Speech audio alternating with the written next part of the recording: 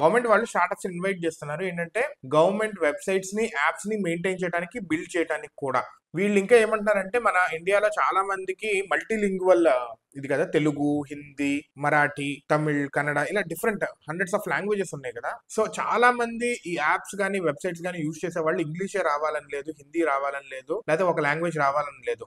According to the region multilingual గా English లేకపోతే హిందీ ఆ లాంగ్వేజ్, ఇంగ్లీష్ ఆ లాంగ్వేజ్ ఉండేటట్టుగా ఉండాలి, అలా తయారు చేయాలి అని చెప్పి వీళ్ళు స్టార్టప్స్ కి అడ్వైస్ చేస్తున్నారు. ఇది గవర్నమెంట్స్ ఏఐ సో కుదిరిన దగ్గరల్లా ఈ భాషని వీళ్ళు పెట్టాలి. భాషని అనేది governments AI powered language platform అన్నమాట. సో ఇది ట్రాన్స్లేట్ చేస్తుంది అనమాట ఆ డిఫరెంట్ లాంగ్వేజెస్ లోకి. ఇది పెట్టాలి అని చెప్పి అంటున్నారు. అయితే ఈ కాంట్రాక్ట్ అనేది 3 years ఉంటుంది, తర్వాత ఇంకో 1 year కూడా ఎక్స్టెండ్ అవుతుంది అని కూడా చెప్తున్నారు. స్టార్టప్స్ కనుక ఈ గవర్నమెంట్ వెబ్సైట్స్ ని యూజ్ చేసి ఇంకా బెటర్ గా ఈజ్ ఆఫ్ యూజ్ తో చేస్తే కనుక చాలా బాగుంటుంది. వీళ్ళు వెబ్సైట్స్, యాప్స్, అదే విధంగా డిఫరెంట్ ఫార్మ్స్ ని కూడా వీళ్ళు రీడిజైన్ చేస్తున్నారు. అదే విధంగా కొత్తవి కూడా క్రియేట్ చేయబోతున్నారు. That is a good sign. And security level కూడా చాలా స్ట్రాంగ్ గా ఉంటుంది.